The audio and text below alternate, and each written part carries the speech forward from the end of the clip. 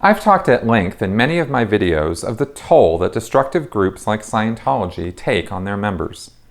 They consume endless amounts of money, time, and attention, and can rob people of the best years of their life, toiling away for some wonderful cause that in reality is nothing more than a money-making scam, a manipulative effort to control people's lives, or worst of all, a violent terrorist group that indiscriminately kills the innocent. One of the tragic human costs of these groups is the psychological and emotional damage they cause. Even years after leaving, former members are often racked by fear and anxiety, depression, feelings of guilt and shame, nightmares, and anger. Some descend into a spiral of excessive alcohol and drug use or neglect their health in other ways, and often take out their rage on their closest loved ones or friends, alienating themselves even further. What I'm talking about, of course, is post-traumatic stress disorder, or PTSD. While you may think that such a term only applies to combat veterans, rape victims, or survivors of natural disasters, the truth is that some people who have left destructive cults suffer from PTSD too. Trauma is defined simply as a deeply distressing or disturbing experience. But more specifically, it describes experiences or situations that are emotionally painful and distressing, and that overwhelm a person's ability to cope, leaving them powerless. Trauma is not something that only weak or sick or morally bereft people experience. It can happen to anyone, and could be thought of as something more like an injury which needs to be treated than a mental illness which a person has to endure for the rest of their life. PTSD is a mental health disorder which develops in some people who have seen or lived through a shocking, scary, or dangerous event. It is natural to feel afraid during and after a traumatic situation. Fear triggers many split-second changes in the body to help defend against danger or to avoid it. This fight or flight response is a healthy reaction meant to protect a person from harm. Nearly everyone will experience a range of reactions after trauma, yet most people recover from initial symptoms naturally. Those who continue to experience problems may be diagnosed with PTSD. People who have PTSD may feel stressed or frightened even when they are not in danger.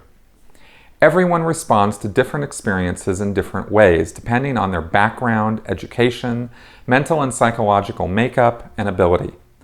This video is no effort to diagnose anyone or tell anyone how to live their life. In watching this, if you feel that you may be suffering from lingering trauma or post-traumatic stress disorder, it's important that you see a trained mental health professional who can provide you with an accurate diagnosis based on your personal situation.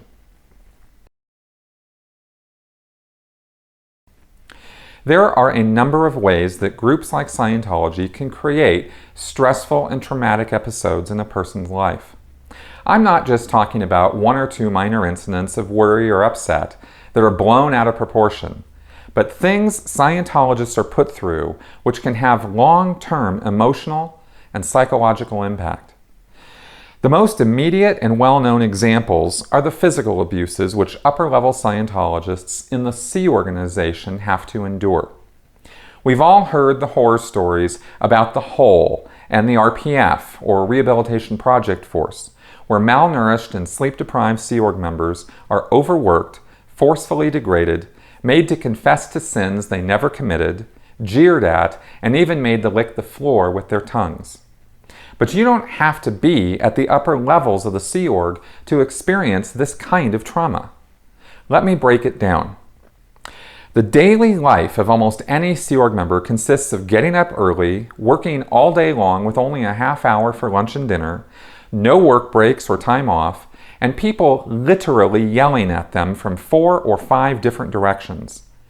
You are never working hard enough, never making enough money for the church, and can never get out from under the ever-present emergency situations created by Scientology management that have to be solved now.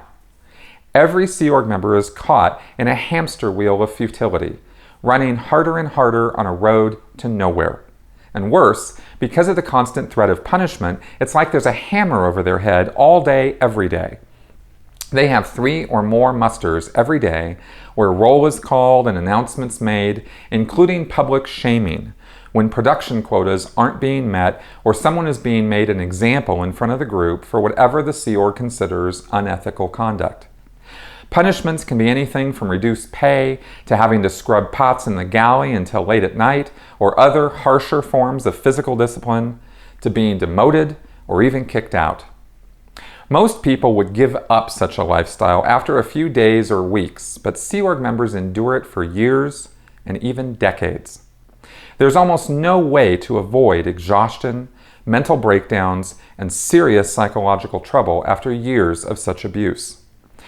I've seen people who have come out of the Sea Org go on drug and sex binges and almost kill themselves trying to adjust to life in the real world, trying to deal with what they experienced. These are not people who were just stupid or who deserved what they got because they're morons. Some of them, unfortunately, were born into Scientology and didn't know any other kind of life existed. Regardless of how they got in, though, none of them deserved what they got. You don't have to work for Scientology to be traumatized by it. There's also the stress and trauma that regular Scientology public are put through as part of Scientology's counseling or auditing techniques. Much of Dianetics and Scientology counseling consists of recounting or re-experiencing earlier times of great trauma or stress. And for some, this has only reinforced the negative feelings and has even triggered full psychotic episodes. What's more, Scientology's security checking makes a person confess all of their morally reprehensible acts, which are written down in detail and then used against the person to force them to take responsibility for their deeds by making amends through coerced monetary donations or having to work on Scientology projects. There's also the dictum that in Scientology, you're always responsible for your own condition. It's never the fault of the organization or the group when you are victimized by Scientology. By convincing its members that they are the ones causing all of their own problems, accidents, or unfortunate circumstances, no matter what, they create a mindset similar to what happens when you convince a rape victim that they're responsible for what happened to them because they were wearing the wrong clothes. The person begins a vicious cycle of self-re-traumatization, eventually blaming themselves for situations that had nothing to do with them, simply because they think they're responsible for it all. Finally, for every Scientologist and Sea Organization member, all of these activities occur under the shadow of disconnection, meaning that if you step out of line or start to question what's going on or vocally disagree with what Scientology's executives or leaders are up to, you could eventually end up losing all of your Scientology friends and family forever. Scientology's public relations statements try to make light of this and even claim that there is no such policy as disconnection. But hundreds of Scientology's disconnected victims prove otherwise. Despite learning to smile and put on a good front to non-Scientologists, these practices take their toll. Scientology and other destructive cults are not just silly people frolicking in fields and wasting their lives following the advice of madmen. They are groups that are victimized by very harmful practices and mind-altering techniques. Unfortunately, they don't even realize this until real psychological and emotional damage has been inflicted, which in some cases can take years to recover from. While it's certainly entertaining and even fun to laugh at the antics these groups can get up to and their odd beliefs, we need to keep in mind that there's a very real human cost to being involved in a destructive cult. It's important we remember what we're fighting against and help those who have come out of these groups by getting them the care they sometimes need to recover. Thank you for watching.